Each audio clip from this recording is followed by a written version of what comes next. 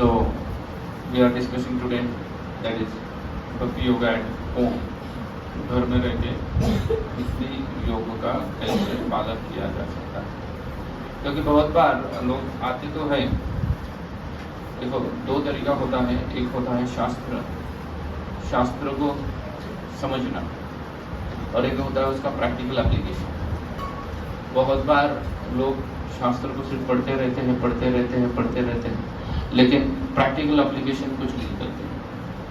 अपने जीवन में कैसे उतार दिया जा सकता है उसके ऊपर कोई वर्कआउट नहीं करते। और वर्कआउट ना करने की वजह से होता यूँ है कि भारत में आप देखेंगे मंदिरों में जाने वालों की संख्या बहुत बड़ी है, बहुत बड़ी तादाद में लोग मंदिरों में जा रहे हैं, लेकिन चेंज कितने लोग हो रहे हैं? तो बहुत ही कम। मतलब अगर 1 लाख लोग मंदिर में चले जाते हैं ना, तो उसमें से कोई एक व्यक्ति चेंज कर देता है या अपने जीवन में भक्ति को उतारने का प्रयास करता है। क्योंकि प्रायः तो लोग भगवान के पास चले जाते हैं अपने जीवन की समस्याएं लेकर, और वो सोचते हैं कि अगर समस्या यहाँ नहीं बदली है तो किसी और के पास जाके मैं वही समस्या पर जाऊँगा। ये इस तरीके से है कि किसी बच्चे को अगर कम मार्क्स मिलते हैं एग्जाम में, तो वो सोचता है कि मैं क्या करता हूँ, ये कम मार्क्स मिल रहे हैं ना, ये स्कूल में पढ़ के तो मैं स्कूल बदल देता हूँ। दूसरे स्कूल में जाके भी कम मार्क्स मिल गए तो अलग ट्यूशन वाले के पास जाऊँगा, वहाँ पे भी जाके कम मार्क्स अगर आ रहे हैं तो और टीचर बदलूंगा। अच्छी बात है टीचर बदल रहा है तो, लेकिन ये सब टीचर बदलने से भी बहुत महत्वपूर्ण उसके लिए होता है कि वो अपना स्वभाव बदल ले और पढ़ाई करना चालू करे। अगर जब तक वो पढ़ाई नहीं करेगा तब तक वो 1000 पे टीचर बदलता रहे, उसके मार्क्स में इम्प्रूवमेंट नहीं होने वाला, कुछ नहीं होगा। लेकिन अगर उसने अपना स्वभाव बदल लिया और पढ़ाई करना शुरू कर दिया तो उसका स्वभाव बदलता है। जो लोग आते हैं कि भगवान के सामने जाके कुछ ना कुछ एक बड़ा लिस्ट पढ़ेंगे, अपना एक बड़ा लिस्ट होता है ना, आरती अभी वैसे ही लिखी जाती है, सुख संपत्ति धरा कष्ट मिटे तनका ओम जय जगदीश अष्ट सिद्धि नवनिधि के दाता, ऐसे हनुमान जी के बारे में कहा जाएगा। तो ये क्या है, सिर्फ अपना किराना दुकान पे जाते हैं ना, तरकारी में जाते हैं, 2 किलो टमाटर, 1 किलो आलू, 2 किलो बैंगन, ऐसा लेके चले जाते हैं। तो उस तरीके से सोचते हैं कि भगवान के पास जाके क्या करेंगे, ऐसी चीज़ों का डिमांड करेंगे और भगवान दे देंगे। ऐसी चीज़ें हम मांगेंगे, भगवान दे देंगे। ऐसा नहीं होता है वो कम मात्रा में होगा। ऐसा प्रैक्टिकली अध्यात्म में हमारे जीवन में बदलाव लाने के लिए, वो बदलाव फाइनेंशियली नहीं है। फाइनेंशियली बदलाव के लिए अध्यात्म की आवश्यकता नहीं है। बदलाव जीवन में लेके आना है, वो हमारे स्वभाव में लेके आना है, हमारी सोच में लेके आना है, हमारे गुणों में लेके आना है। उसके लिए अध्यात्म की आवश्यकता है, वो ऐसे नहीं बदलाव आ जाएगा। तो इसलिए जितना हम आध्यात्मिक ज्ञान को सीखेंगे, उसके साथ साथ उसका प्रैक्टिकल एप्लीकेशन भी होना क्या है, बहुत ज़रूरी है। अगर प्रैक्टिकल एप्लीकेशन उसका नहीं करेंगे तो फिर भगवद गीता अर्जुन को तो सुनाई जरूर, हम भी सुन लेंगे। भारत में बहुत लोग हैं जो भगवद गीता को पढ़ते हैं। भारत में कुछ कल्चरल सिटीज़ हैं, जैसे मैंने काफ़ी बम्बई में तो नहीं देखा है, लेकिन पूना में, नासिक में, महाराष्ट्र की एक सिटी है नासिक शहर, वहाँ पे ऐसे कई सारे माताओं के आपको ग्रुप दिखेंगे जो शाम के समय में अपने मोहल्ले के, अपने एरिया के किसी तो मंदिर में जाके बैठेंगे और पूरा भगवद गीता रिसाइट कर देंगे। बड़े बड़े ग्रुप है ऐसे, पूरा 700 श्लोक उनको कंठस्थ है। बूढ़ी औरत, हाँ 70-75 साल की भी रहेगी, उसको 700 श्लोक कंठस्थ रहेंगे। कब से कर रही है वो? 15 साल की, तब से। अगर वो उसी शहर में है तो बम्बई, नासिक जैसे कुछ कल्चरल शहर है, कोल्हापुर में भी ऐसे ग्रुप पाए जाते हैं।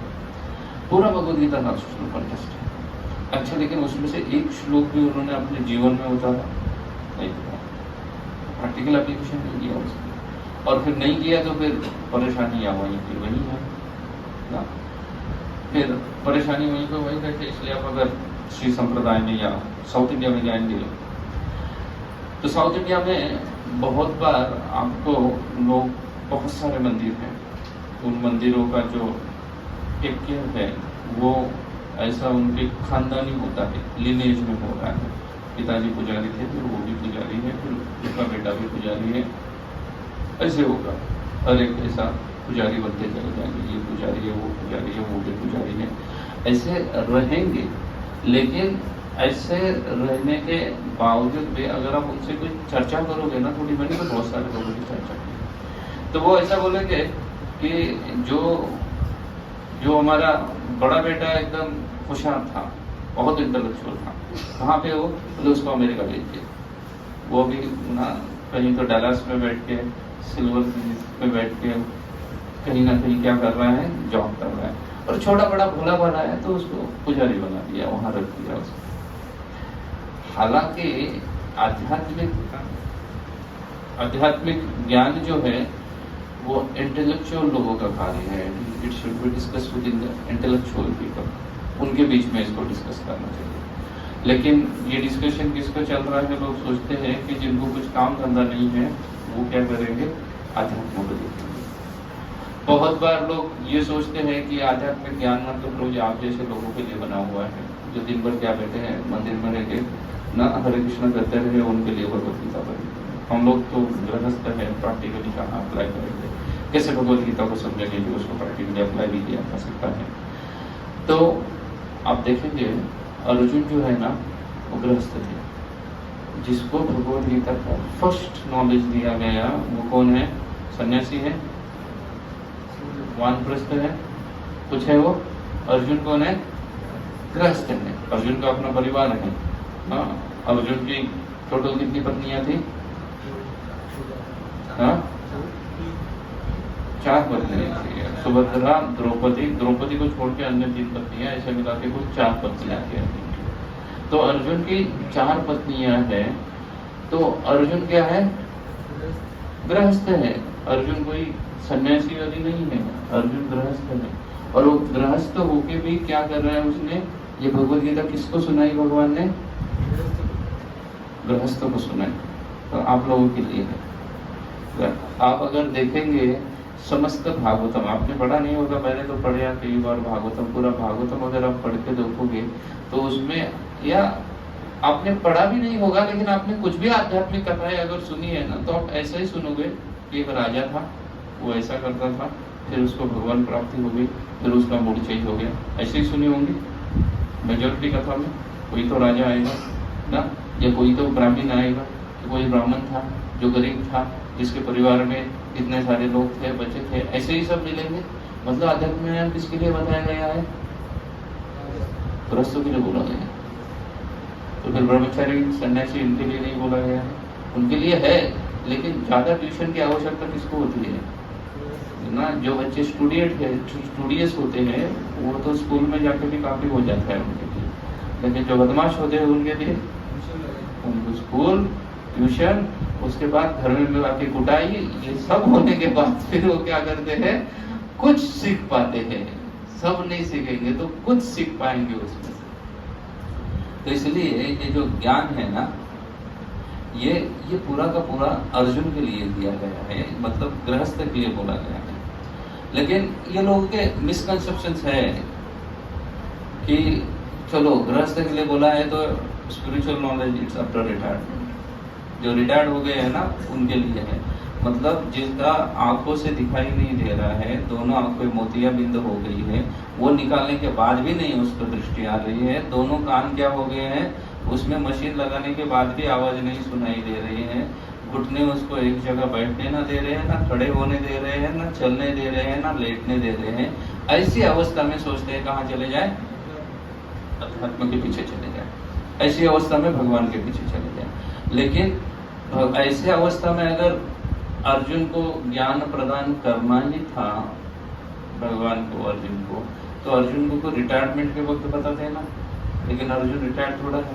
अभी तो वो क्या कर रहे हैं, राज्य प्राप्त करने का सोच रहे हैं, उसके बाद वो राज्य को रूल्ड करेंगे, राज्य चलाएंगे, और ये सब करने के बाद, वो राज्य आदि कारोबार करने के बाद, ये कोई रिटायरमेंट लाइफ नहीं चल रही है।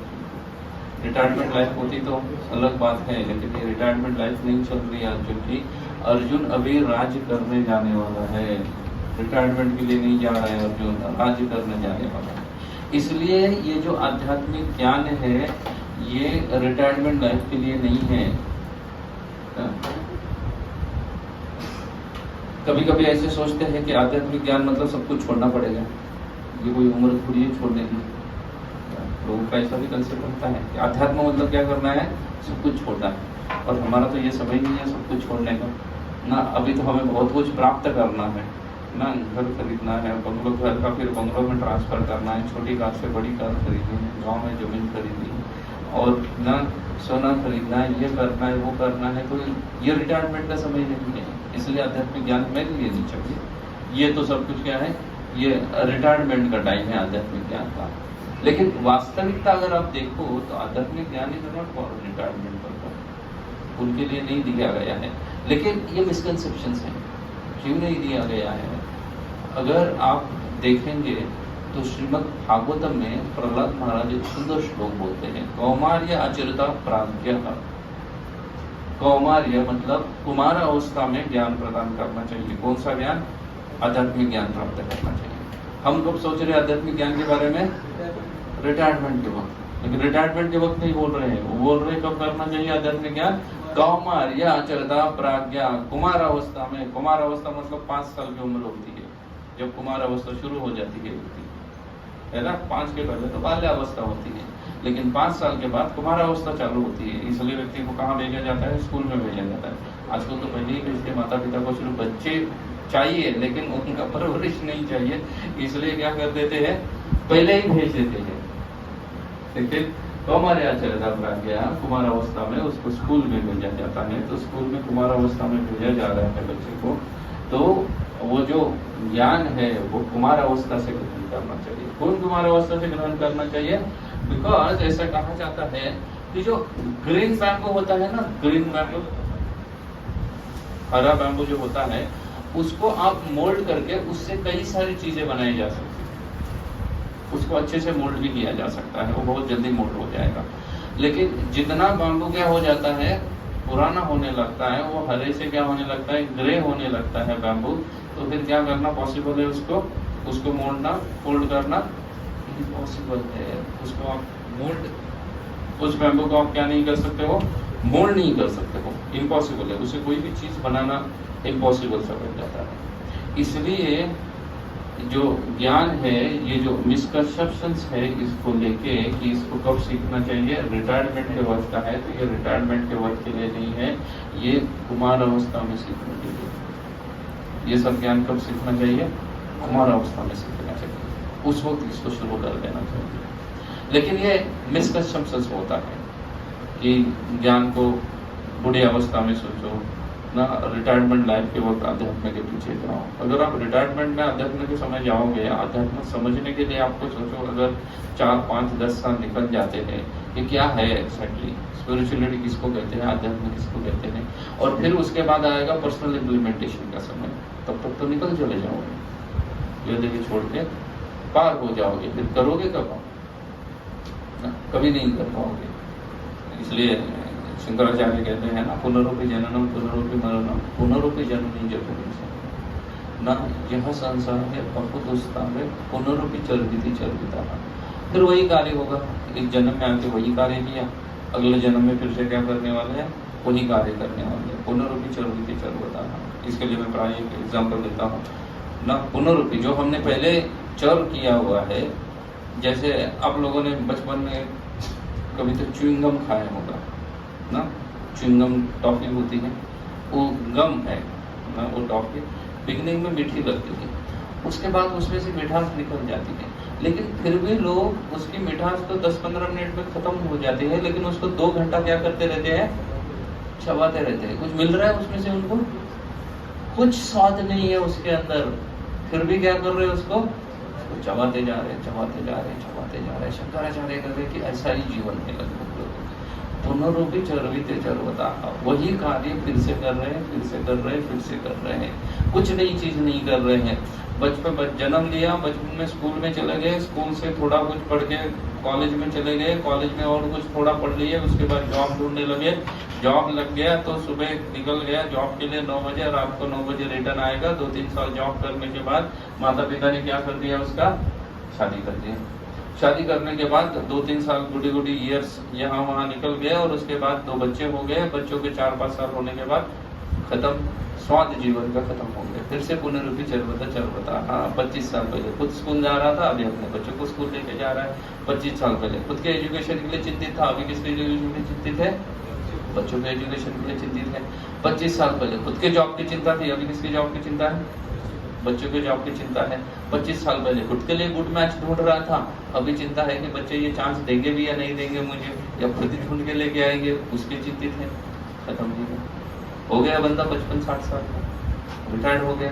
उसके बाद फिर से क्या कर रहा है, 40-60 साल पहले खुद स्कूल जा रहा था, अभी पोते को लेकर स्कूल जा रहा है। 60 साल पहले खुद के लिए चिंतित था, अभी किसके एजुकेशन की चिंता कर रहा है, पोते के एजुकेशन की चिंता कर रहा है। पहले खुद के जॉब की चिंता की, फिर बच्चे के जॉब की चिंता की, अभी पोते की जॉब की चिंता कर रहा है। पहले खुद की शादी की चिंता की, फिर बच्चे की शादी की चिंता की, अभी बाप की शादी है तो पोते की शादी देखेगा, नहीं तो बन जाएगा। अरे रह के भी करेगा क्या वो, क्योंकि अगर वो रहता भी था ना तो वो जो पर पोता आता था ना, उसको लेकर स्कूल में जाता था, वो कुछ नहीं कर पाता था वो।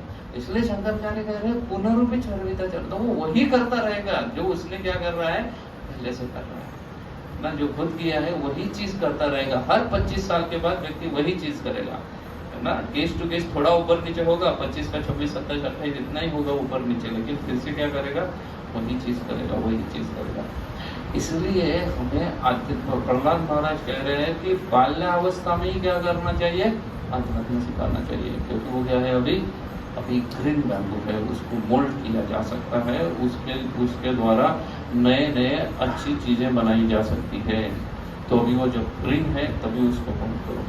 लेकिन चलो ठीक है, अभी आपके हाथ का समय चला गया, जब ग्रीन थे तब मोल्ड करने का हो गया है कि कुछ लोग पूरे सूख गए हैं, कुछ लोग आधे हैं बीच में, बोल रहे हैं कि तो जी अभी तक हम पूरे ग्रे नहीं हुए थे, अभी भी क्या है, आधे ग्रीन है और आधे ग्रे हो चुके हैं। तो चलो ठीक है, उससे मोल्ड करके जितना प्राप्त कर सकते हैं उतना प्राप्त करने का प्रयास करेंगे।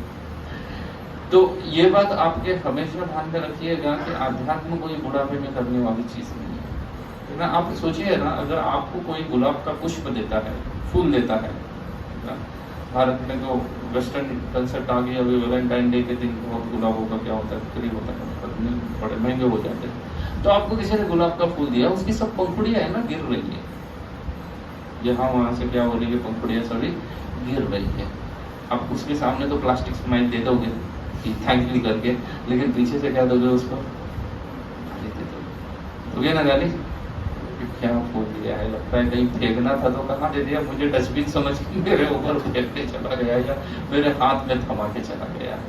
ऐसे ही सोचोगे उसके बारे में, ऐसा ही सोचेंगे ना, क्योंकि क्या है, उसने जो फूल दिया हुआ है ना हमें, वो ऐसा ही फूल था ना, वो गिर रहा है यहाँ वहां से, तो यहाँ वहां से गिर रहा है तो अच्छा नहीं लग रहा है। तो अभी आप सोचिएगा, जिसको कानों से दिखाई नहीं दे रहा है, सॉरी आंखों से दिखाई नहीं दे रहा है, कानों से सुनाई नहीं दे रहा है, इसकी अवस्था उस पंखुड़ियां गिरे हुए फूल की तरह ही है, चल नहीं सकता है, घर में कोई उसको पसंद नहीं कर रहा है अभी ना, सब लोग देख रहे हैं कि इनका एक्सपायरी डेट अब तक क्यों नहीं आ रहा है, कौन से कंपनी का प्रोडक्ट है कि एक्सपायरी डेट डाला ही नहीं है, जा रहा है या नहीं जा रहा है, घर में कोई उसको रखना नहीं चाहते, तो बंदा आके कहाँ बैठ रहा है, मंदिर में बैठता है।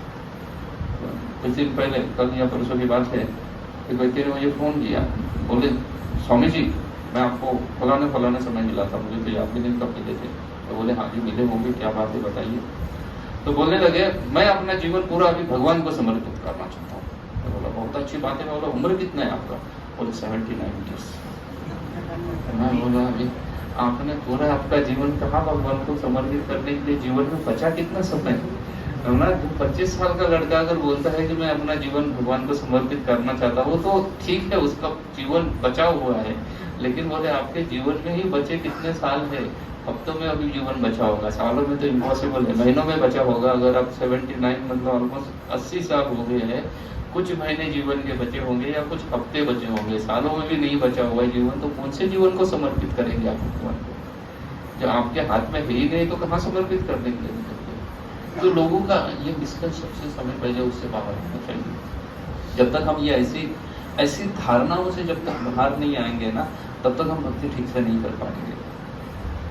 कुछ लोगों की ऐसी धारणा रहती है कि चलो ठीक है भक्ति तो करनी है, लेकिन ज्यादा नहीं करनी है, हमें कितनी करनी है, थोड़ी सी करनी है। तो बहुत सारे लोग मुझे मिलते हैं, बोलते हैं हम आपके मंदिर में हमेशा आते हैं। तो बोला लास्ट टाइम कब आए थे? बोला जन्माष्टमी में। अच्छा नेक्स्ट कब आओगे? नेक्स्ट जन्माष्टमी आएंगे। रेगुलर अच्छा रेगुलेशन आपने मेंटेन किया है ना, फ्रीक्वेंसी आपकी अच्छी है और मेंटेन है कि आप एटलीस्ट हर जन्माष्टमी आ रहे हो। तो कुछ लोगों को भक्ति को ऐसा समझ के बैठे हुए, अगर वो आते भी है तो वो समझते हैं कि ऐसा है करके। कुछ लोग ऐसे होते हैं जो बोलते हैं कि क्या हो गया है, मूवी के सॉन्ग सुन के, रील्स देख के, यूट्यूब वीडियोज और जितना भी सारे क्या कहते हैं मनोरंजन के साधन है ना एंटरटेनमेंट के, वो सबसे परेशान हो गए। तो बोलते चलो जाके थोड़ा आध्यात्मिक मनोरंजन करके आते हैं। लोग उधर भी चले आते हैं, आध्यात्म को भी क्या समझ के बैठे हैं, मनोरंजन समझ के बैठे हैं कि चलो अभी क्या हो गया, अभी कोई मूवी आदि कुछ देखने का इच्छा नहीं रहा है तो क्या देख लेते हैं, अभी जाके कहीं भी प्रवचन सुन के आ जाते हैं और भी बोलेंगे अच्छा था प्रवचन। बहुत सारे लोग, भाई पिछले अभी कुछ दिन पहले पिछले हफ्ते में मैं एयरपोर्ट पे बैठा हुआ था वहाँ विशाखापट्टनम में। मेरी फ्लाइट रिस्केड्यूल हो गई तो फिर बैठना पड़ा 4-5 घंटा वही एयरपोर्ट पे। ऊपर से विशाखापट्टनम बम्बई से ज़्यादा उमस होती है तो मैं बाहर भी नहीं जा सकता था, वही एयरपोर्ट पे बैठा था। तो एक व्यक्ति आया मेरे बाजू में बैठा और थोड़ी देर तक बैठा, फिर मुझे बोला हरे कृष्ण स्वामी जी। हरे कृष्ण। बोले कि मैं बम्बई का रहने वाला हूँ। अच्छी बात है, मैं भी मुंबई जा रहा हूँ, फ्लाइट तो डिले हो गई तो स्पीड हो गई। बोले पूरा चौपट कर दिया मेरा काम भी करो ऑफिस का। फिर मुझे बोले भाई गौर गोपाल जी है आपके इस्कॉन में? बोला हाँ। बोले आप जानते हो? तो बोला बहुत अच्छे से जानते हूँ। तो मुझे बोले कि मैं उनका फॉलोअर हूँ। अच्छी बात है, उनके फॉलोअर है। बोले फॉलोअर मतलब आप है क्या? फॉलोअर तो पहले तो मुझे समझाए कि फॉलोअर कहते किसको ना। तो वो मुझे बोले आप जानते नहीं वो फॉलोअर्स कंसेप्ट को? मैं तो जानता हूँ, आप नहीं जानते हो, इसलिए मैं पूछ रहा हूँ कि आपकी डेफिनेशन क्या होती है फॉलोअर की, क्योंकि मेरी डेफिनेशन कुछ अलग है फॉलोअर्स की। तो बोले कि मैं आप गौर गोपाल जी के फॉलोअर हूँ। मैं बोला आप कितने बजे उठते हो सुबह? बोला सुबह नहीं मैं 8 बजे उठता हूँ। बोला गौर गोपाल 4 बजे उठता है, क्योंकि इस्कॉन में स्टैंडर्ड है, अगर कोई मंदिर ब्रह्मचर्य आश्रम में तो 4:30 बजे मंगल आरती उसको होना चाहिए। तो बंदे को आधा घंटा तो पहले उठना ही पड़ेगा ना, प्रातः विधि के सब कार्यक्रम करके अगर उसको पहुंचना है 4:30 बजे मंदिर में। गौरव गोपाल 4 बजे उठता है, आप 8 बजे उठते हो, कौन सा एंगल से फॉलो कर रहे हो उसको? मेरे हाथ में बिडबैक जब का बात होना है, मैंने उसको दिखाया, बोले इसको माला कहते हैं, तो इसके ऊपर मैं हरे कृष्ण महामंत्र जप कर रहा हूँ, आप कितना माला करते हैं? बोला नहीं मैं कुछ ऐसा माला विला नहीं करता। मैं बोला गौरव गोपाल 16 माला करता है हर रोज विदाउट फेल। बोले हर दिन 16 कर देना? बोला गारंटी के साथ बोल रहा हूँ मैं, पूरा उन्हें देखा है उसको। बोले माला करते हो, आप कितना कर रहे हो? बोले मैं कुछ नहीं करता। मैं बोला गौर गोपाल तो चाय कॉफी प्याज लहसुन भी नहीं खाता ना, वेजिटेरियन हो? बोले आप वेजिटेरियन नॉन? बोले वैसे तो हम वेजिटेरियन ही है, लेकिन कभी कभी खा लेते हैं संडे को वगैरह। बोला गौर गोपाल तो कभी कभी छोड़ो, कभी भी नहीं खाने वाला है, इम्पॉसिबल है। फिर मैंने उसको पूछा फिर आप क्या फॉलो कर रहे हो उसको? अगर आप उसके फॉलोअर हो, मैं जो भी कुछ बता रहा हूँ उसके बारे में, मैं उसको काफी नजदीक से देखा हूँ, मैं जो भी कुछ उनके बारे में बोल रहा हूँ आप कुछ भी नहीं बोल रहे हो, आप ये नहीं कर रहे। मैं बोला चलो ठीक है भगवत गीता पढ़ते हो? बोला वो भी नहीं पढ़ता हूँ। मैं बोला गौरव गोपाल वो भी करता है। तो फिर कौन सा एंगल से आप फॉलोअर हो उसके?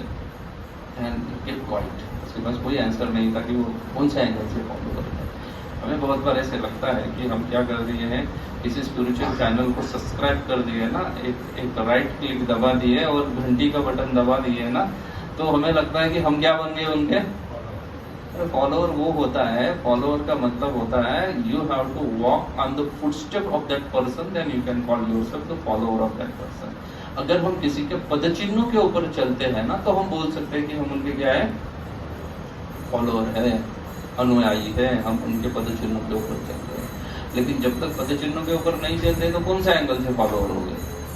कोई एंगल नहीं बैठ रहा है। तो गृहस्थ आश्रम में कई बार रहते हुए ये कई सारे मिसकंसेप्शन हमारे साथ क्या हो जाते हैं, जुड़ जाते हैं। कई सारे मिसकंसेप्शन ऐसे रहते हैं अध्यात्म को लेके। फिर हमारा अध्यात्म क्या बन जाता है ना, अध्यात्म जीवन का हिस्सा रह जाता है। जब तक जीवन का हिस्सा अध्यात्म है ना, तब तक आपको भगवान की प्राप्ति नहीं होने वाली, ना ही आपका जीवन परिवर्तित होने वाला है। क्यों परिवर्तित नहीं होने वाला है?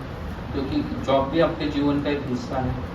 कंपनी, आप घर से ज़्यादा समय कंपनी में बिताते हो प्रैक्टिकली। आप बोलोगे नहीं प्रोजेक्ट कंपनी तो हम 10 घंटा जाते हैं, घर में 14 घंटा रहते हैं। नहीं रहते हो, 14 में भी 6 घंटा तो सोते रहते हो, वही 8 घंटा भी सोता होगा। फिर आने जाने का समय अगर छोड़ो तो घर में 6 घंटा ही रुकते हो। तो भी फ्रैंक, आप घर में आने के बाद जागृत अवस्था में सिर्फ 6 घंटा होते हो ना। जॉब से आने के बाद 2-3 घंटा, जॉब पे जाने के पहले 2-3 घंटा, उसके बाद घर से कोई संबंध नहीं है। तो आपका ज़्यादा संबंध किसके साथ है? ऑफिस के साथ। तो ऑफिस आपके जीवन का क्या है? हिस्सा है। तो जीवन का हिस्सा है ऑफिस। लेकिन उसके बावजूद भी आप ऑफिस की तरह जीवन नहीं जीते। जीते हो? नहीं जीते हो। ऑफिस के हिसाब से जीवन नहीं जीते हो। आपका जीवन अलग है, आपका प्रोफेशन अलग है, उसके हिसाब से नहीं जीते हो। आपके अलग अलग, अगर कोई पुलिस में है, आर्मी में है, बड़ा ऑफिसर भी क्यों ना हो, वो अपनी वर्दी जो है ना, वो दिन के 24 में से कम 15 घंटा वो वर्दी में रहता है ना। मिनिमम आर्मी वाला अगर है तो और ज़्यादा समय, क्योंकि उसका सिविल ड्रेस और आर्मी ड्रेस कोई फर्क नहीं, उसको 24/7 वो वर्दी में ही रहेगा। लेकिन उसके बावजूद भी वो नहीं बोल सकता कि आर्मी की या जो भी डिफेंस मिनिस्ट्री है वो उसके जीवन का हिस्सा है, जीवन नहीं बना है उसका। आध्यात्म जब तक हमारा जीवन नहीं बनता है ना, तब तक भगवान नहीं प्राप्त होती। अध्यात्म को जीवन का हिस्सा बना कर रखोगे तो इट्स जस्ट अ पार्ट, छोटा सा सेक्शन है। कई सारी चीजें आप जीवन में कर रहे हो, उसमें से एक चीज क्या कर रहे हो? अध्यात्म भी कर रहे हो। समझ रहे हैं आप लोग? कई सारी चीजें मैं कर रहा हूँ जीवन में, उसमें से एक चीज क्या है? अध्यात्म भी है। तो जीवन का क्या बन गया? वो हिस्सा बन गया है। जीवन है क्या? वो नहीं है, क्योंकि मैं ऑफिस भी चला जाता हूँ, सत्संग भी चला जाता हूँ, अन्य कार्य भी करता हूँ, तो एक जीवन का हिस्सा है। जीवन है? नहीं है। और आप देखिएगा, जब तक कोई चीज आपका जीवन नहीं बनती ना, तब तक आपको उसमें यश प्राप्त नहीं होता। जैसे बच्चे जो होते हैं ना, बच्चे, शिक्षा उनके जीवन का हिस्सा नहीं होता, उनका जीवन ही होता है। और सुबह उठने से लेकर सोने तक एक ही काम उसके लिए लगा हुआ है। वो क्या है? पढ़ाई, पढ़ाई, पढ़ाई और पढ़ाई। कुछ नई चीज बता दें। आपके घर में, सबके घर में बच्चे हैं, आपने देखे होंगे। अगर आपके घर में नहीं है तो आपका खुद का जीवन गया होगा बचपन का। क्या था जीवन भर में? जो भी 10-15 साल थे उसमें क्या था? सुबह उठने के बाद नहाया धोया, ब्रेकफास्ट किया, स्कूल चल दिया। स्कूल से आ गया, थोड़ा सा और कुछ नहीं खाया वगैरह, तो कहाँ चल दिया? वो ट्यूशन चल दिया। वहां से आके थोड़ा चिल्ला पुकार घर में नहीं किया तो उसको बिठाया जाता है जबरदस्ती। क्या करेगा? तो बैठ के पढ़ाई करेगा। उसको छुट्टियां लगेगी तो भी उसको होमवर्क दिया जाएगा, वही चीजें उससे करवा के ली जाएगी। करवा के ली जाती है? नहीं जाती है। 10-15 साल तक उसका जीवन रहता है, शिक्षा जीवन का हिस्सा नहीं रहता है। जॉब आपके जीवन नहीं है, जीवन का हिस्सा है। क्योंकि आप रिटर्न आ गए जॉब से तो कुछ सोचते नहीं है कंपनी के बारे में। फिर किसके बारे में सोचते हो? आपके परिवार के बारे में सोचते हो। परिवार आपका जीवन है। आप जॉब में रह के परिवार के बारे में सोचोगे? आप बैठे रहोगे आपकी कंपनी में, जहाँ पे भी जो भी कार्य आप कर रहे हो, वो कार्य करते वक्त आपके माइंड में क्या चल रहा होगा? घर के बारे में चल रहा होगा। अपना फ्लैट खरीदना है, उसका किस्ती इतने आएगी, इतना लोन है, मेरे पास इतना ही पैसा बचा हुआ है। या जो बूढ़े हो गए हैं तो वो अपने बच्चों के बारे में सोच रहे होंगे कि इसको क्या पढ़ाऊँ, कुछ समझ नहीं रहा है, नालायक बड़ा हो गया, लेकिन अब तक अपनी रिस्पॉन्सिबिलिटी नहीं समझ रहा है। कहाँ बैठ के सोच रहा है ये? ऑफिस में बैठ के सोच रहे हैं, बराबर ना? अच्छा, घर में आने के बाद ये सोच रहा है ये ना, कितना बकवास बॉस है, हमेशा चिल्लाता रहता है, ये करता है। नहीं सोच रहा। वो घर आके भी क्या सोच रहा है? वही सोच रहा है कि ये नालायक है, नहीं समझ रहा है, कितनी बार समझाओ इसको, इतना बड़ा हो गया। ऑफिस में भी वही सोच रहा है, घर में भी आके वो क्या हो रहा है? वही सोच रहा है। सोने के लिए जाने के पहले पत्नी के साथ चर्चा किसके बारे में कर रहा है? उसी के बारे में कि नालायक अब तक सुधरा नहीं है, क्या किया उसने दिन भर में, ये किया नहीं किया, वही चल रहा है उसके जीवन में। प्रैक्टिकलिटी है ये। अभी ये चीज उसके जीवन का हिस्सा है, जीवन है उसका जीवन में। ऑफिस में वही सोच रहा था, घर में भी वही सोच रहा है, सोएगा तो सपने में भी उसको वही दिखेगा कि लड़का फेल हो गया घर के बारे में लड़का कराटे मारेगा और पिता यहाँ से पसीने से उठ जाएगा, पूरा डरा हो कि क्या हो गया ये करके ना, कैसे फेल हो गया बच्चा। है प्रैक्टिकलिटी, तो जीवन का हिस्सा क्या है उसका ना, उसका परिवार उसके जीवन का हिस्सा है, भले वो कंपनी को 16 घंटा भी क्यों ना दे रहा हो। प्रैक्टिकलिटी है, कहीं पे भी क्यों ना गया वो कंपनी के लिए अमेरिका जाए, यूरोप जाए, कहीं पे भी जाए, लेकिन सोच किसके बारे में रहा है, यहाँ के बारे में रह रहा है। फिल्म में काम करने वाले जो कलाकार रहते हैं वो पर्दे के ऊपर फिल्म जो क्या कहते हैं फैमिली ड्रामा मूवी रहती है वो एज इट इज उसकी नकल करते हैं कि मानो वो उनका खुद का परिवार है, करते हैं ना। लेकिन वो नकल करते वक्त कोई सोच किसके बारे में रहे हैं, घर के बारे में सोच रहा है कि सुबह झगड़ा करके आया था, अभी शाम को फिर से जाऊंगा तो क्या चला जाएगा, सुबह रामायण और शाम को महाभारत हो सकता है।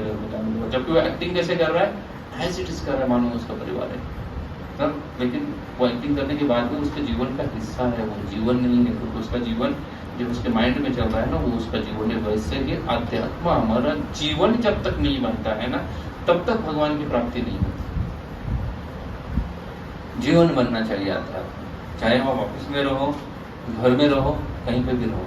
इसलिए आप देखिए अर्जुन ने जो कार्य कर रहे थे भगवत गीता सुनाने के बाद, उन्होंने युद्ध नहीं किया, युद्ध या नहीं, सब कुछ कार्य वो कर रहे थे। जो कार्य कर रहे थे, जो भी क्षत्रिय के लिए आवश्यक है, राज परिवार के लिए आवश्यक है, राजा के लिए आवश्यक है, वो सब कार्य वो कर रहे थे। पांडव ये सभी कार्य को कर रहे थे, लेकिन फिर भी उनका अध्यात्म क्या है, जीवन है। क्योंकि वो हर कार्य करते वक्त सिर्फ एक ही चीज को ध्यान रख रहे थे कि उस कार्य से कृष्ण प्रसन्न होने चाहिए। जो भी कार्य हम कर रहे हैं उनसे कौन प्रसन्नता होनी चाहिए, जिससे कृष्ण को प्रसन्नता होनी चाहिए। अगर कृष्ण प्रसन्न नहीं है तो फिर उस कार्य का हमारे जीवन में कोई फायदा नहीं है। चाहे फिर वो जॉब करे, चाहे फिर ना बिजनेस करे, चाहे राजपाट करे, पॉलिटिक्स करे, पढ़ाई करे, कुछ भी करे, इसको कहते हैं आध्यात्म जीवन करना। पूरा जीवन आध्यात्म में बनना चाहिए। और ऐसा जीवन अगर कोई जिएगा अच्छे से तो फिर क्या बन जाएगा, वो भगवान को देख सकता है, आसानी से देख सकता है। लेकिन हमारा प्रयास ऐसा नहीं हो रहा है। हम तो अभी तक तो यही सोच रहे हैं कि रिटायरमेंट जब हो जाएगी तब देखेंगे। तो ऐसा जो अध्यात्म है ना, उसका ज्ञान जो है वो गुरु से प्राप्त होता है। भगवद गीता में भगवान कहते हैं 14 अध्याय के दूसरे द्वितीय श्लोक में, एवं परंपरा प्राप्त न विवम राजेश सहकाल को नष्ट परंपरा। ये ज्ञान कहाँ से आता है, परंपरा से। बहुत बार आध्यात्मिक ज्ञान जब सुनने के लिए लोग निकलते हैं तो आप टीवी चालू करोगे तो 200 चैनल के ऊपर 400 बाबा आध्यात्मिक ज्ञान सुनाएंगे। बड़ी बड़ी कथाएं चलेगी, बहुत सारी चीज चलेगी। और आप प्राय देखोगे ना कथाओं में वही लोग बैठने वाले आपको मिलेंगे। आप लोग उस फील्ड में नहीं हो तो आपने अनुभव नहीं किया है। मैंने खुद अनुभव किया है कि अगर मुरारी बाबू आएंगे, उनकी कथा कहीं चल रही है ना कारगर में, तो जाके देखो कौन बैठा हुआ है उसमें। तो चेहरों को थोड़ा याद रखो, उस दिमाग से जाओ तो आपको याद रह जाएंगे चेहरे। जैसे अगर आप कहीं पे कुछ स्टडी के लिए जाते हो, कुछ पर्टिकुलर चीज के लिए मिशन पे जाते हो ना, तो आपको ध्यान रहेंगे वो सब चीजें। उसके बाद देवकी नंदन ठाकुर जी आएंगे, उनकी कथा रखो, फिर उसमें देखो कौन बैठे हुए हैं, वही लोग बैठे हुए आपको ना। उनके बाद और कोई आ जाएंगे, और कई सारे लोग हैं, जैसे वो संत समागम खाकर में होता है निरंकारी वालों का, उसमें जाके देखो आपको वही लोग दिखाई देंगे ना। सब जगह आप देखो मोटा मोटी वही लोग दिखाई देंगे, क्योंकि वो समझते हैं कि अध्यात्म मतलब क्या है। कि अध्यात्म, ऐसा मैं नहीं बोल रहा हूँ कि ये सब लोग कोई गलत बता रहा है, लेकिन वो लोग यही सोचते हैं कि अध्यात्म मतलब स्कूल में चले जाओ और किसी भी क्लास में बैठो, सब जगह ज्ञान ही बट रहा है ना। स्कूल में जाना है ज्ञान प्राप्त करने के लिए, आज जाके 5वीं कक्षा में, कल 6ठी की कक्षा में, परसों 8वीं की कक्षा में, तरसों 3री की कक्षा में, जहां तहां जाके बैठेंगे और हम क्या बन जाएंगे, अध्यात्म को प्रैक्टिस उतरना है हमारे जीवन में। जीवन क्या बन जाएगा, अध्यात्म में बन जाएगा। लेकिन ऐसा होने वाला नहीं। अगर बच्चा जाके हर दिन एक ही क्लास में बैठेगा ना तो पास हो जाएगा। हर दिन अलग अलग कक्षा में जाके बैठेगा तो पास होगा, कभी पास नहीं होगा। और हर दिन अगर जाके वो एक ही कक्षा में बैठेगा तो पास हो जाएगा, फिर 1 साल तक दूसरी कक्षा में बैठेगा, फिर पास होगा, फिर जाके और 1 साल तक तीसरी कक्षा में बैठेगा। ऐसा वो लगभग 15 साल तक करता रहेगा, तब जाके उसको क्या है, उसके एजुकेशन का कुछ वैल्यू बनता है, उसको रिकग्नाइजेशन बनता है। तब तो उसको कोई रिकग्नाइज नहीं कर रहा है उसके एजुकेशन को। कब रिकग्नाइजेशन मिल रहा है उसको? ये सब चीज़ों के थ्रू जाने के बाद। वैसे ही हमें आध्यात्मिक परंपरा से सीखना चाहिए। संप्रदाय में विभिन्न ज्ञान अगर हम प्राप्त करते हैं तो वो ज्ञान का कोई मतलब नहीं बनता है। अगर हम गुरु से ज्ञान नहीं प्राप्त करते हैं, परंपरा से नहीं प्राप्त करते हैं, तो वो ऐसा ही है कि आप आज एक कक्षा में हो, कल दूसरे कक्षा में, कल तीसरी कक्षा में और कहीं पर बैठोगे। ज्ञान तो बहुत सारा मिल जाएगा लेकिन वो कुछ काम का नहीं होगा, कुछ काम का नहीं होगा। क्यों काम का नहीं है? क्योंकि ऐसा ही या कुछ लोग रहते हैं जब जीवन में परेशानी आ जाएंगे तब क्या निकलेंगे? तब ज्ञान ढूंढने के लिए निकलेंगे, अध्यात्म के पीछे दौड़ेंगे, मंदिर में चले जाएंगे, बाबा जी के पास चले जाएंगे और न जाने तावीज पहनेंगे, माला जप करेंगे, मंत्र जप करेंगे, क्या क्या नहीं करेंगे और फाइनली लगेगा कि कुछ फर्क नहीं पड़ रहा इससे। वो बंदर की जैसे अवस्था आप होता है। सभी प्राणियों में जो बंदर रहता है ना वो बारिश में दिखता है, बाकी कोई दिखता नहीं है बारिश। क्योंकि बंदर जब तक बारिश गिरती रही ना तब तक घर के बारे में सोचता नहीं है। जब बारिश गिरने लगेगी, वो भीगने लगेगा, तब वो सोचता है कि मुझे घर होना चाहिए था, अभी मैं घर बना लेता हूँ। लेकिन फिर सोचता है कि अभी कहाँ घर बनाएंगे, अभी तो बारिश कम होने दो, खत्म हो जाएगी, फिर घर बनाने देंगे। बारिश खत्म हो जाती है, घर बना नहीं पाता, भूल जाता है वो चीज। फिर बारिश आएगी तो कहाँ निकलेगा वो? घर बनाने के लिए निकल जाएगा, फिर से घर बनाने के लिए निकल जाएगा। तो घर बनने वाला है, उसका कभी नहीं बनने वाला। परेशानियां खत्म नहीं होगी। ये हमारी तरह है, जब परेशानी आएगी तब आध्यात्मिक हो जाओ। अन्य कई सारे लोग हैं वो पहले से ही ढूंढ के रखते हैं बारिश के पहले। कई सारे पशु हैं जो बारिश के पहले ही अपनी गुफा हो या अन्य चीजें ढूंढ के रखते हैं और वहां जाके वो शेल्टर करते हैं। लेकिन हम सोचते हैं कि जीवन में परेशानी आ जाए तो आध्यात्मिक में चले जाए। अच्छा, करने के बाद अगर परेशानी नहीं खत्म हुई तो वो बोलते हैं कि कुछ काम का नहीं था ये ना, इस्कॉन में जाके कुछ फायदा नहीं हुआ है। मैं इतने सालों से इस्कॉन गई, मेरा बेटा 12वीं में था फिर भी फेल हो गया। अभी क्या बेटे के एग्जाम देने इस्कॉन वाले आ जाए? वो तो उसका काम था ना पढ़ाई करना, वो तो इस्कॉन का काम नहीं था उसको पढ़ाई करवाना।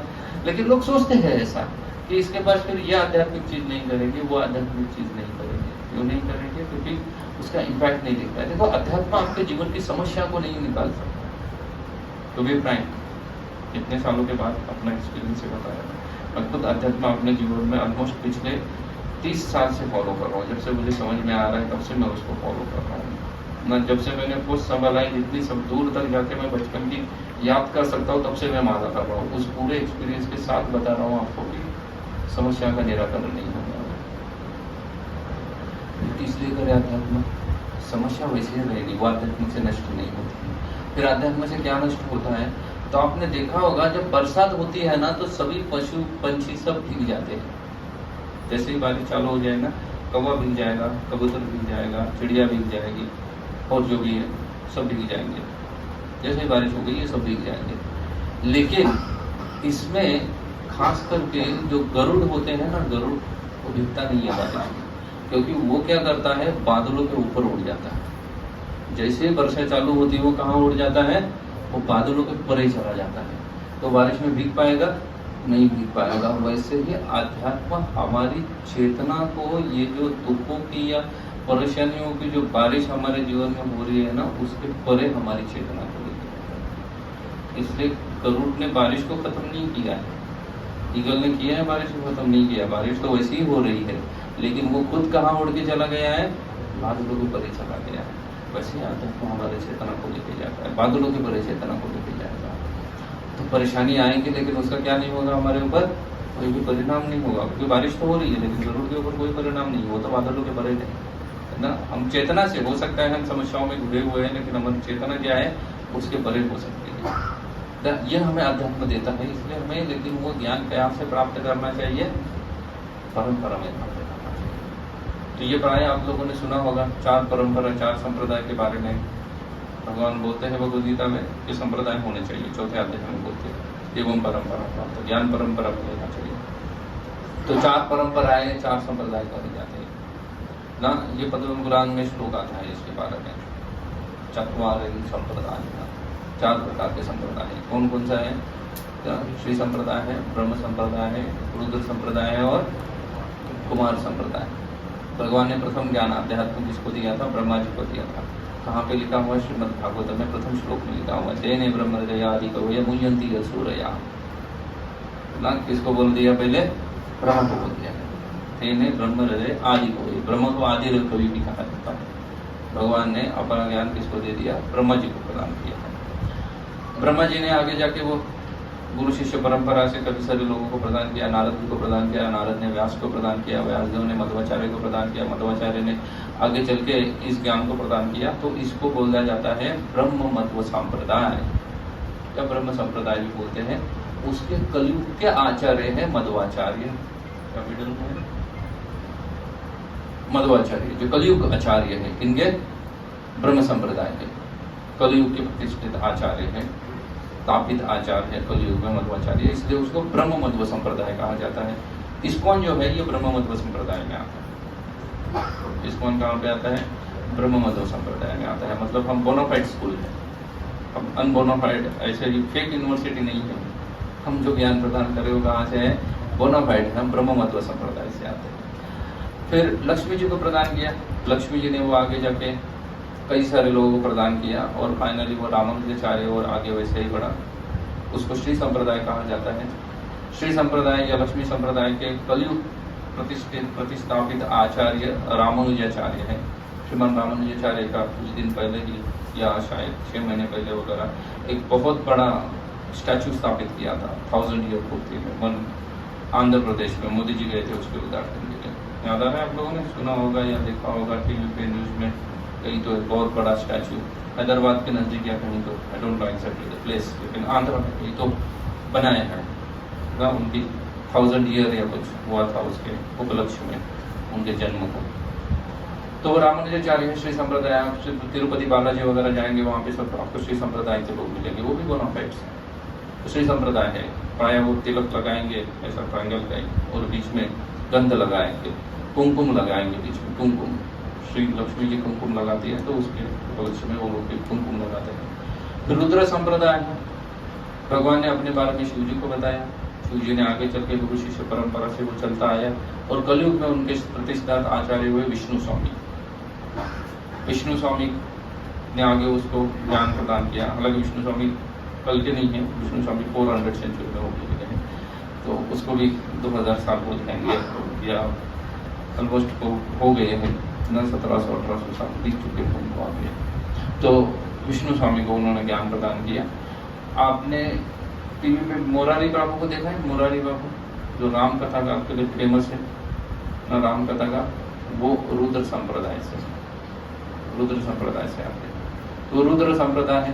फिर कुमार संप्रदाय या उसको निबार संप्रदाय कहा जाता है, क्योंकि चतुष्कुमार ब्रह्मा के पुत्र सनत सनातन सनंदन सनत कुमार, सनत सनातन सनंदन सनत कुमार ब्रह्मा जी के प्रथम 4 पुत्र। ऐसे ब्रह्मा के बहुत सारे पुत्र हैं, लेकिन जैसे मनुष्य को ट्विंस पैदा होते हैं ना, ब्रह्मा जी को 4 हो गए थे एक ही साथ में ना। ट्विंस की जगह पे 4 बच्चों को उन्होंने एक ही साथ जन्म दिया था। ये हमारे ब्रह्मांड में प्रथम जन्म हुआ है उनका। ब्रह्मा के बाद अगर किसका जन्म हुआ है तो ये चतुष्कुमार का जन्म हुआ है। तो उनका जन्म होने के बाद उन्होंने देखा, उनको तो ज्ञान था ही पहले से कि ये भौतिक संसार ठीक नहीं है, तो इसलिए कुमार अवस्था में रहे हुए हैं, बच्चे हैं, बड़े नहीं हुए। उस बच्चे की अवस्था में जिस बच्चे को नंग धड़ंग आप कहीं पे भी लेके जाओ उसको कुछ फर्क नहीं पड़ता ना। जैसे 2.5-3 साल का बच्चा है ना, उसको आप कहीं पे भी बिना कपड़े का लेके जाओ उसको कुछ फर्क नहीं है। 25,000 लोगों के सामने स्टेज पे उसको डांस करने के लिए बोले वो करेगा, उसको कुछ नहीं है। तो वो उस अवस्था में ये चतुष्कुमार है, लेकिन ज्ञानी है। तो उन्होंने आगे ज्ञान प्रदान किया। वो आए निम्बार्क तक, तो इसलिए निम्बार्काचार्य कलयुग में उनके स्थापित आचार्य है, इसलिए उसको निम्बार्क संप्रदाय या कुमार संप्रदाय कहेंगे। ब्रह्म संप्रदाय को ब्रह्म संप्रदाय या मध्व संप्रदाय भी कहे जाएंगे, क्योंकि वो कलयुग में आचार्य थे, उनके नाम से भी जाना जा सकता है। ब्रह्म मध्व भी कहेंगे, कुमार के लिए कुमार निम्बार्क आदि भी कहेंगे।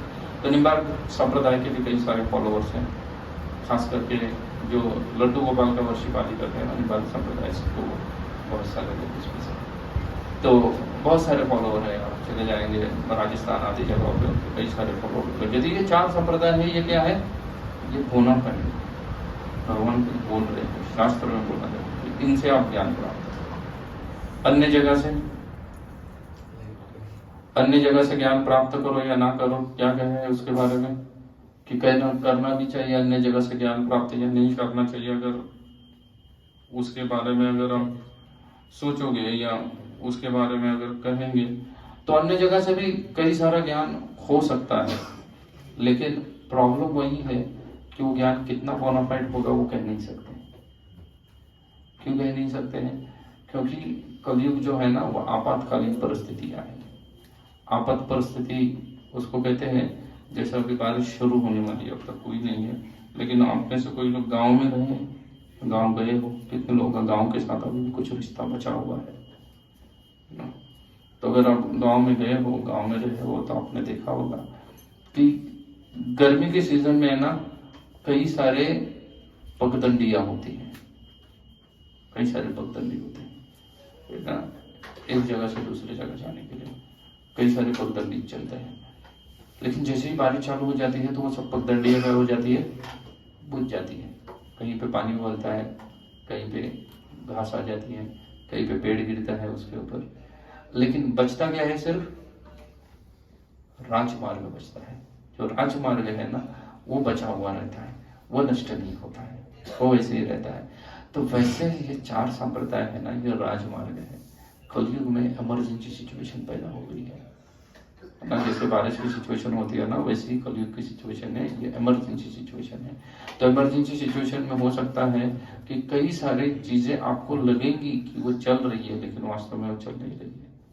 तो इसलिए इन 4 संप्रदाय से आपको क्या ग्रहण करना चाहिए, ज्ञान प्राप्त करना चाहिए, आध्यात्मिक ज्ञान प्राप्त करना चाहिए। किसमें बदलाव लाने के लिए, फाइनेंशियल स्टेटस में बदलाव लाने के लिए नहीं, जीवन में बदलाव लाने के लिए।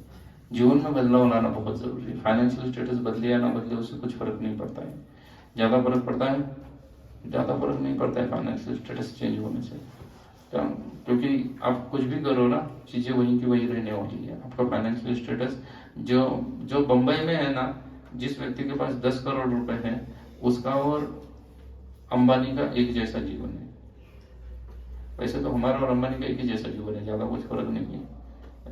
आप भी राइस खाते हो, अंबानी भी राइस ही खाता है, वो भी गेहूं ही खाएगा, रोटी खाएगा, और कुछ नई चीज नहीं खा सकता है। आपको तड़का जीरे का लगाना पड़ेगा, अंबानी हीरे का तिलका नहीं लगा सकता है। वो लगा भी दे तो भी, लगा दे तो खरीद सकता है वो इतनी हीरे, और लगा भी दे तड़का, लेकिन उसको खा नहीं सकता है। फिर अगर लगा दिया उसने हीरे का तड़का तो उसको, उस राइस को नहीं क्या कर सकता हो, और राइस सब्जी को खा नहीं सकता है, क्योंकि डाइजेस्ट नहीं होता है। इसलिए जीवन वैसा ही है। आप भी उलन के कपड़े पहनते हैं या कपास से बना हुआ है ना, हमारे कपड़े जो है वो कपास से बनता है, कपास से धागा बनता है, उससे सब क्लोथ्स बनते हैं। तो अंबानी के क्लोथ्स किससे बनते हैं, हाँ? कपास से ही बन रहे हैं ना। हो सकता है उसके बटन जो है हमारे प्लास्टिक के बटन होंगे, उसमें सोने की बटन लगवा देगा, बस उतना ही फर्क पड़ेगा। और कुछ ज्यादा फर्क पड़ने वाला है, कुछ फर्क नहीं पड़ने वाला है। वही राइस दाल सब्जी वही खाना पड़ेगा। हम स्टील की प्लेट में खा रहे हैं, वो सोने की प्लेट में खा रहा होगा, उतना ही फर्क पड़ेगा। आप घर में चटाई पे बैठ के, नीचे बैठ के खाओगे, वो क्या कर रहा है, कुर्सी पे बैठ के खाएगा। 5,000 की कुर्सी खरीदेगा, लेकिन खाएगा राइस ही वो। कुर्सी बदल सकती है, उसकी प्लेट बदल सकती है ना, सोने की वो प्लेट खरीद लेगा 10 लाख की, 20 लाख की, लेकिन खाएगा क्या उसके अंदर, राइस खाएगा। खाएगा क्या, करेगा क्या उसका।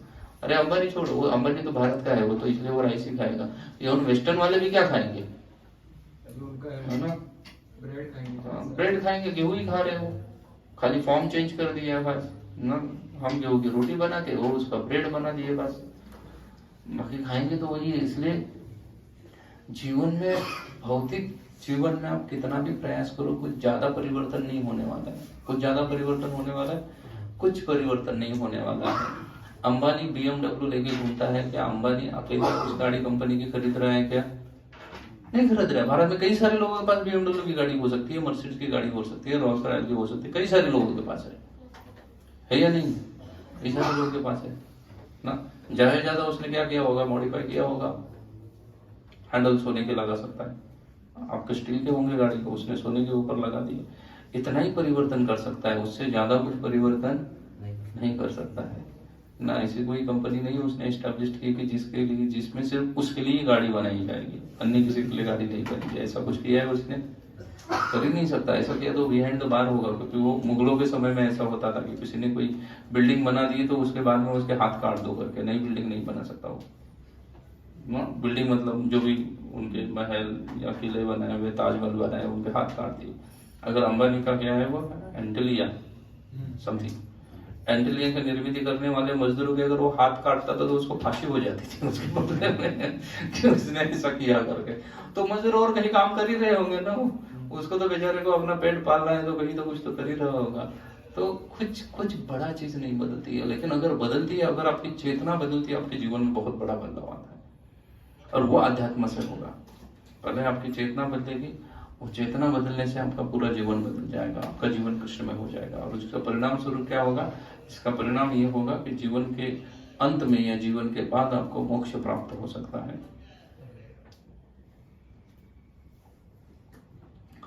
अभी बहुत बार आप सुन रहे होंगे, आप बोलेंगे आपने तो बोल दिया कि क्या है, हमें संप्रदाय में सुनना चाहिए, लेकिन क्या गारंटी है कि आप इस्कॉन वाले बोलने के लिए बोल रहे हो कि भाई हम ब्रह्म मध्व संप्रदाय से आ रहे हैं। यूजीसी अगर कोई यूनिवर्सिटी एफिलेटेड है तो उसको एफिलेशन नंबर भी रहता है ना। यूनिवर्सिटी किससे एफिलेटेड होती है पता है या नहीं? आप लोग गए या नहीं गए? कॉलेज में गए हैं ना? आपका कॉलेज यूनिवर्सिटी से एफिलेटेड होता है, और यूनिवर्सिटी को किसने परमिशन दी होती है? UGC grant commission, university grant commission जो होता है, यूजीसी कहते हैं उसको, वो परमिशन देता है। अगर यूनिवर्सिटी ग्रांट कमीशन की परमिशन नहीं है तो फिर वो प्राइवेट यूनिवर्सिटी हो या पब्लिक यूनिवर्सिटी हो, कोई भी हो, तो उसको क्या कहा जाएगा? फेक काउंट किया जाएगा, उसका एजुकेशन ऑथराइज नहीं होता है। तो उनके अपने अपने कुछ नंबर रहते हैं, कुछ तो नंबर रहेगा, एफिलिएशन नंबर दिया हुआ। आप बोलेंगे कि प्रो जी इस्कॉन का लिखा कोई एफिलिएशन नंबर सर्टिफिकेट बनाई मध्वाचार्य ने आपको ना 800 साल पहले, और इस्कॉन को दे दी कि भाई आप एफिलेटेड हो करके आप संप्रदाय में आ रहे हो, आप ब्रह्म संप्रदाय में हो। या बोले आपने भी बोलने के लिए चुपका दिया ऐसे, हम तो रिसर्च करने के लिए जाने वाले नहीं है, फिर से ढूंढने के लिए ना कौन जाएगा व्यासदेव को पूछने के लिए कि ये इस्कॉन आपके परंपरा में ठीक से चल रहा है क्या नहीं चल रहा है। तो उसका बोनिफिकेशन कहां से प्राप्त करोगे? क्योंकि हम प्रैक्टिकल एप्लीकेशन देख रहे हैं, अध्यात्म के प्रैक्टिकल एप्लीकेशन देख रहे हैं जीवन में। बोनाफाइड है या नहीं है कोई चीज, वो पता चल जाती है कि वहां से ज्ञान प्राप्त करने के बाद कितने लोगों के हृदय परिवर्तन हुआ है। अगर किसी का हृदय परिवर्तन नहीं होता है तो वो एक सिंपली पुण्य कर्म बन के रह जाता है। पुण्य कर्म संसार में बहुत सारे लोग करते हैं, करते नहीं करते? करते हैं ना। गुटखा खिलाने वाले हार्ट हॉस्पिटल भी खोलते हैं, पता है आपको ना? बहुत सारे बड़े बड़े क्या है, कैंसर अस्पताल खोले हुए हैं लोगों ने, बहुत बड़े बड़े कैंसर अस्पताल है। और दूसरी तरफ वो क्या कर रहा है? गुटखा खिला रहा है। ये रियलिटी है ना। पुणे में, जैसे पुणे में एक बहुत बड़ा मानिकचंद कैंसर हॉस्पिटल है, और भारत में कैंसर गुटखा लेके कौन आया? मानिकचंद ही गुटखा लेके आया, और उसने क्या खोल दिया, मतलब वो लूटने का छोड़ नहीं रहा है। बोले पहले गुटखा खरीद लो हमसे ना, उतने में आपका से धन लूट के हम संतुष्ट नहीं हुए तो आपको कैंसर बनने के बाद फिर से हमारे ही अस्पताल में आ जाओ ना, वहां पे भी आपके जेब को हम काटेंगे। तो कैंसर अस्पताल खोल रहे हैं लोग। तो पुण्य कर्म किया नहीं किया उसने? कैंसर अस्पताल खोल के तो पुण्य कर्म किया। तो फिर पुण्य कर्म कर रहा है तो हृदय परिवर्तन होना चाहिए था, लेकिन हृदय परिवर्तन हुआ क्या? नहीं हुआ, क्योंकि हृदय परिवर्तन होता था तो गुटखा बेचना बंद कर देता था ना वो। लेकिन कर रहा है क्या वैसा काम? नहीं कर रहा है। अगर आप यहाँ से सातारा की ओर निकलेंगे ना, तो पुणे शहर क्रॉस करने के बाद एक कातरज का टनल आएगा, वो टनल से निकले हुए उसके आगे एक टोल बार आएगा, और उसके बाद लेफ्ट हैंड साइड पे केत कावड़े करके गाँव आएगा। वहां पे बहुत बड़ा बालाजी का मंदिर है जिसको प्रति बालाजी कहते हैं। कितने लोग गए हैं वहां पे? नारायणपुर के पास है ना, प्रति बालाजी कहते हैं उसको। आपको पता है वो मंदिर किसका है? मंदिर तो बड़ा है, बहुत सुंदर मंदिर है बालाजी के लिए। अगर कोई इतना बड़ा मंदिर, आप उसका पूरा कैंपस देखो तो दिख रहा है इतना 100-200 करोड़ रुपए खर्चा किया है करके मंदिर है ना। वहाँ आने जाने वाले को, हर किसी को क्या करता है? फ्री में भोजन खिलाता है, और कोई डोनेशन कलेक्ट नहीं करता। वहाँ कोई रिसिप्ट नहीं है, कुछ नहीं है। हम तो मांगते हैं डोनेशन इस पर कि भाई ना प्रचार करना है, थोड़ा सा डोनेशन दे दो, जन्माष्टमी आएगी कुछ डोनेशन करो, आपसे जितना बनता है उतना दान करो करके। वो कुछ दान भी नहीं मांगता है, जितने भी लोग आए उनको सबको फ्री में करवा रहा है, सब पूरा मंदिर में किसी से कोई डोनेशन नहीं मांग के कर रहा है। तो उसका मेंटेनेंस भी तो महीने का 1-2 करोड़ रुपए निकल रहा होगा, है ना। तो करोड़ रुपए मेंटेनेंस भी कहाँ से जा रहा है, उसके जेब से जा रहा है, लेकिन फिर भी उसका हृदय परिवर्तन हुआ है? नहीं हुआ है। क्यों नहीं हुआ है? आपने वेंकी चिकन करके नाम सुना है? वेंकी चिकन, वेंकी चिकन है, उसका ओनर है वेंकटेश राव। ये वेंकी चिकन वाले का वो मंदिर है, वो जो बालाजी मंदिर है ना जो बनाया हुआ, वो वेंकी चिकन वाले का है, जिसका नाम वेंकटेश राव है, जिसके कई सारे पोल्ट्री फार्म है, न जाने कई सारा चिकन हो या उसके रिलेशन में नॉनवेज के बिजनेस में भारत में उसका अपना एक ब्रांड है। यहाँ से कई सारा चीज वो इंपोर्ट एक्सपोर्ट करता रहता है, यहाँ से हिंदुस्तानियों को भी खिला रहा है और अन्य लोगों को भी खिला रहा है। तो और आपको पता नहीं होगा, वो रहता है मॉडल कॉलोनी में, क्योंकि उसके बारे में अच्छे से जानता हूँ, मैं उसके एक बार घर पे भी गया था। पुणे में एक मॉडल कॉलोनी करके जगह है, रिच लोगों का एरिया है, डेफिनेटली वो रिच है तो उनके एरिया में रहेगा वो। तो मॉडल कॉलोनी में रहता है, वहां से वो उधर जाएगा, उसका बालाजी मंदिर है जहाँ पे, जहाँ मॉडल कॉलोनी से अगर वो सुबह भी निकलता है विदाउट ट्रैफिक तो भी 1 घंटा लगेगा जाने के लिए मिनिमम, और ट्रैफिक में निकलेगा तो 1.5-2 घंटा लगेगा उसको वहां पहुंचने के लिए। लेकिन उसका स्केड्यूल है कि वो सुबह 6 बजे उठेगा, स्नान ध्यान करने के बाद 8 बजे की पूजा के लिए वो पहुंचेगा उस मंदिर में, ना उस मंदिर में पहुंचेगा, बड़े 8 से लेकर 10 बजे तक वो पूजा करेगा वहां बैठ के। और शिव जी का मंदिर है और जितने भी सारे छोटे छोटे सब मंदिरों में सबकी पूजा करेगा 2 घंटे में। फिर वहां ब्रेकफास्ट करेगा, वही जो भोग लगाया हुआ है ना महाप्रसाद खाएगा, वहां पे भगवान का प्रसाद पाएगा और फिर निकल पड़ेगा अपने ऑफिस से और पूरा बिजनेस के लिए। ये उसका नित्य क्रम है, रेगुलर शेड्यूल है उसका। जब भी वो पुणे में है, मतलब कोई बिजनेस टूर में नहीं गया है, पुणे सिटी में है, तो उसका ये नित्य क्रम है, विदाउट फेल वो ये चीज करता है डेली। हृदय परिवर्तन हो रहा है उसका? नहीं हो रहा है। इसको पुण्य कर्म कहते हैं। पुण्य तो डेफिनेटली उसका मिला है, लेकिन पुण्य से वो जो मुर्गियां काट रहा है उसका पाप नष्ट नहीं होने वाला है। हम पुणे में भी एक एनवीसीसी में इस्कॉन का बड़ा मंदिर है, एनवीसीसी उसको कहते हैं। तो उस मंदिर का जब निर्माणाधीन था, आज से 15 साल 16 साल पहले, 2007-8 की बात है, तब ये वेंकटेश राव आया था। उसने कहा था कि आपका पूरा 50 करोड़ का प्रोजेक्ट है, मैं देता हूँ 50 करोड़, पूरा प्रोजेक्ट स्पॉन्सर करता हूँ। तो परम पूज्य गोपाल कृष्ण महाराज ने उसको कहा कि ठीक है हम बताते हैं, करते, पूरा पैसा देने के लिए रेडी था। हमने कहा हम बताते हैं। उसके बाद महाराज ने बोला कि हमें नहीं चाहिए उसका पैसा, जो मुर्गी काट के पैसा कमा रहा है उससे हमें मंदिर नहीं बनाना है। भले हमारा मंदिर लेट हो जाए, डोनेशन मांगने में बहुत पसीना निकल जाए, लोगों से 1-1 रुपया मांगना पड़े, 10 लोगों से मांगने के बाद एक कोई 1 रुपया दे दे तो भी बोले चल जाएगा हमारे लिए, लेकिन उसका मुर्गी काट के उसने जो पैसा कमाया उसमें तो हमें धन नहीं चाहिए।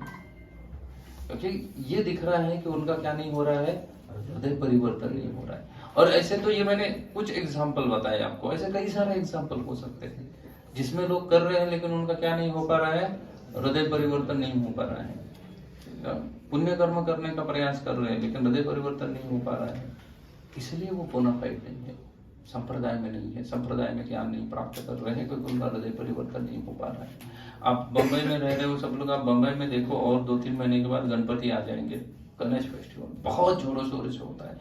बंबई में कोई ऐसा गुंडा या दादा नहीं होगा जिसका गणेश का अपना ही खुद का मंडल होकर वो गणपति नहीं बिठाएगा, इम्पॉसिबल सी चीज है ना।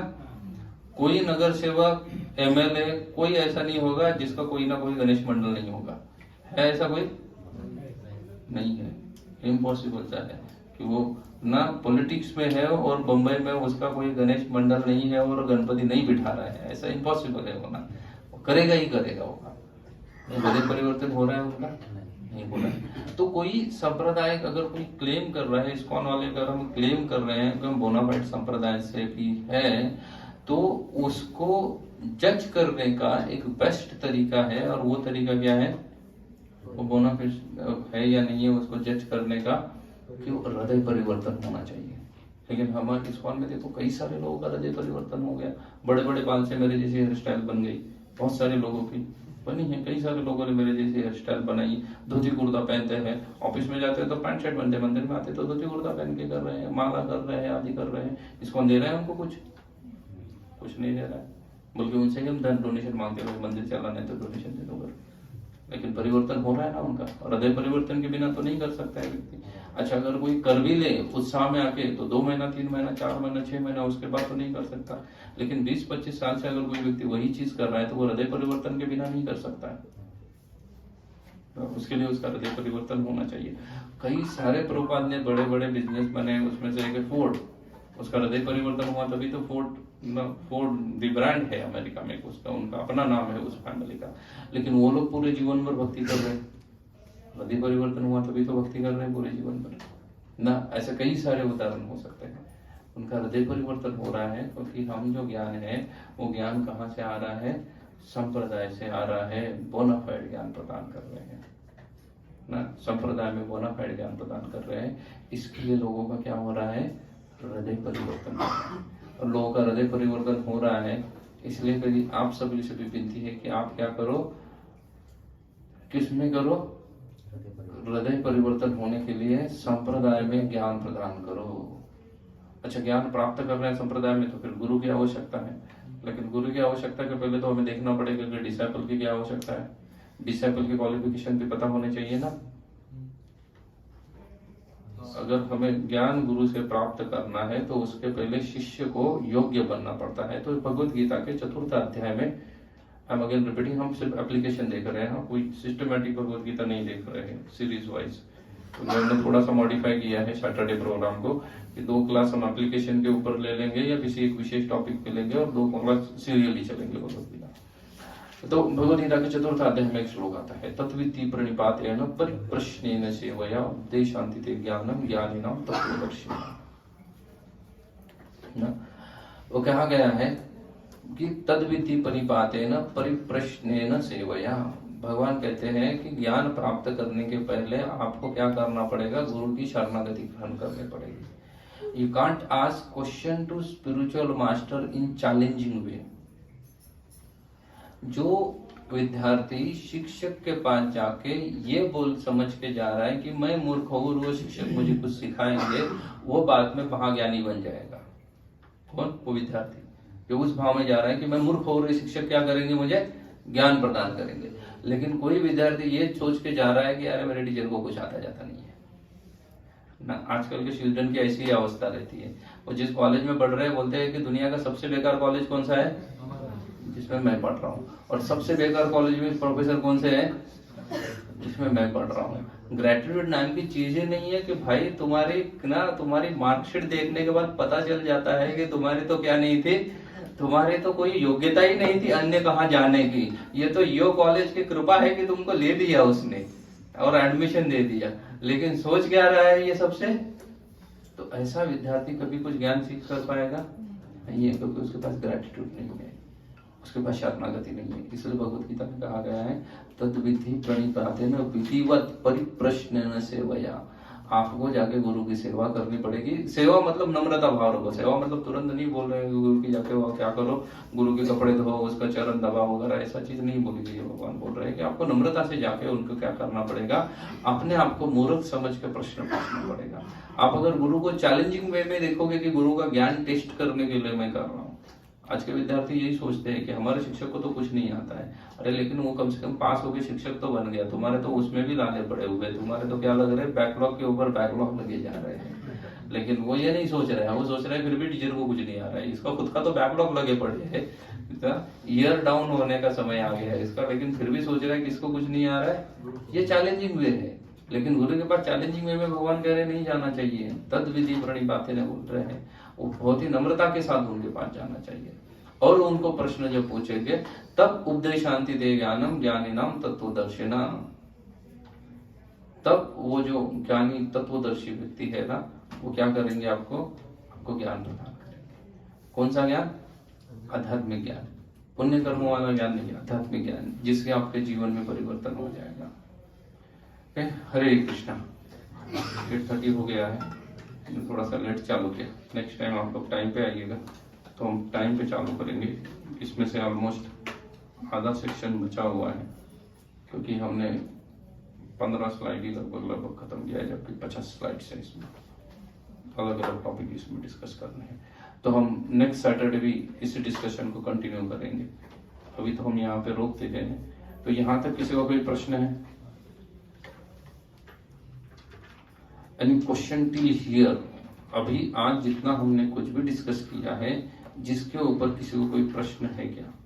प्रभु जी प्रभु जी कहिए। आप मतलब इसका टॉपिक ये था कि फैमिली में रहकर भी गृहस्थ आश्रम में रहकर भी हम कैसे भक्ति की कर सकते हैं जी वो कैसे कर सकते हैं प्रभु? एक मुझे समझ रहा है कि किसी बोनाफाइड इसके पास जाके सीखना चाहिए, जी तो प्रैक्टिकली वो कैसे करें? मतलब यहाँ पर आके हमें सीखना चाहिए ऐसे? हाँ, इसको एक बोनाफाइड है। मैंने अन्य 4 संप्रदाय भी बताए, लेकिन अभी वो ढूंढते मत बैठो, अन्य 3 का नाम बताए हैं। तो बेटर कम की प्रैक्टिकली है कि आप यहाँ पे आ जाओ। फिर हमने गुरु की आवश्यकता देखी कि उसके नम्रता से जाकर उनको क्या पूछना चाहिए, प्रश्न पूछने चाहिए। हमें बोनाफाइड संप्रदाय में ज्ञान प्रदान करना चाहिए, प्रश्न पूछने चाहिए, मिसकंसेप्शंस हमारे निकाल देने चाहिए कि ज्ञान या अध्यात्म मतलब रिटायरमेंट के समय की कार्य है करके। इसके ऊपर हमने बिगिनिंग में चर्चा की 10 मिनट तक, ना कि वो मिसकंसेप्शंस हमारे दिमाग से हटाने चाहिए। जो भी ऐसे कुछ मिसकंसेप्शन होंगे कि बूढ़े उम्र में करने वाला काम है, अभी तो ये खेल कूद का समय वगैरह, इसलिए हमने कौमार्य आचार्य तो प्राज्ञा प्रहलाद महाराज को देखा कि वो ऐसा नहीं है, ग्रीन बाम्बू है, हम अभी मोल्ड होना जरूरी है, बाद में मोल्ड नहीं होंगे। तो ये प्रैक्टिकल एप्लीकेशन है। और गृहस्थ है या किसी भी आश्रम में है तो उसके लिए सब प्रैक्टिकल एप्लीकेशन है। और मोर पर्टिकुलरली टच ना शूटिंग टू द गृहस्थ आश्रम जो एप्लीकेशन है वो डेफिनेटली इस पूरे सेमिनार में है। सेमिनार इज वास्ट, वो एक सेशन में कंप्लीट नहीं होने वाला है। 2 आवर्स सेमिनार मतलब 2 घंटे का रहेगा, लेकिन हम क्लास कितना घंटे का करते हैं? 1 घंटे का करते हैं, इसलिए वो टू बी कंटिन्यू होगा नेक्स्ट सेशन में। जहां तक हम खत्म किया है ना, उससे आगे अगले सैटरडे हम फिर से कंटिन्यू करेंगे। फिर उसमें बहुत सारी चीजें आएगी, चैरिटी आदि, गृहस्थ को दान देना चाहिए, अन्य कुछ कार्य करना चाहिए, बहुत सारी चीजें, घर में मंदिर बनाना चाहिए, कई सारी चीजें इज गोइंग टू कम। वो अगले क्लास में हम डिस्कस करेंगे। क्लियर? और किसको कुछ पूछना है? एनी क्वेश्चन जो आपके दिमाग में आ रहा है पूछ सकते हैं। बस कोई भी डाउट है तो वो डाउट को समय पे आप क्लेरिफाई करो, नहीं तो वो डाउट वैसे ही रह जाएगा। और वो एक डाउट ऐसा होगा जो आपको अध्यात्म में सीरियस बनने से रोक सकता है। एक पर्टिकुलर डाउट भी आपको अध्यात्म में क्या बना सकता है? सीरियस बनने से रोक सकता है।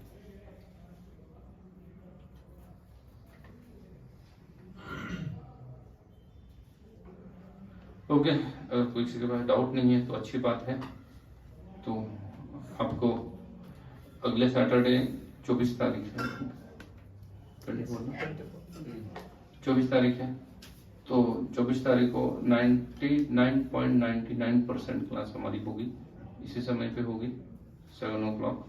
और क्लासरूम चेंज हो सकता है ऊपर नीचे, क्लासरूम छोटा हो रहा है, तो हम बड़े क्लासरूम में जाएंगे तो आपको व्हाट्सएप पे ऊपर मैसेज आ जाएगा, या मंदिर से कॉल भी आ सकता है किसी का, जो आपको बता देंगे अगर कुछ चेंजेस होता है क्लासरूम में तो। और क्लास तो हमारा रहेगा 99.99% क्लास रहेगा, और हम यही डिस्कशन को कंटिन्यू करेंगे। ठीक है? श्री प्रभुपाद की जय।